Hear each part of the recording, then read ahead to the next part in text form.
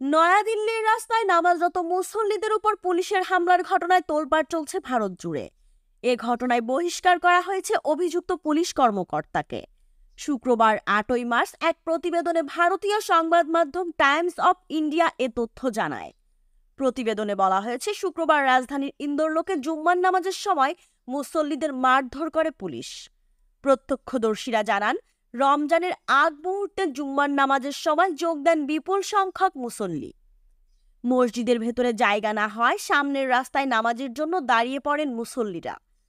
এ সময় হঠাৎ করেই এক পুলিশ কর্মকর্তা তাদের উপরে চড়াও হন। এমনকি সিজদারত অবস্থায়ও মুসল্লিদের মারধর করেন ওই পুলিশ সদস্য। মুহূর্তেই সামাজিক মাধ্যমে ভাইরাল হয়ে যায় সেই ভিডিও। প্রতিবাদে সোচ্চার হন কংগ্রেস সহ বিরোধী দলগুলো। এদিকে দিল্লি পুলিশ জানিয়েছেন, তাৎক্ষণিকভাবে বরখাস্ত করা হয়েছে মনোজ কুমার নামের ওই সাব ইন্সপেক্টরকে। নেওয়া হবে শাস্তিমূলক ব্যবস্থাও। এ ঘটনার পর আইনশৃঙ্খলা পরিস্থিতি নিয়ন্ত্রণ মোতায়েনে করা হয়েছে অতিরিক্ত পুলিশ।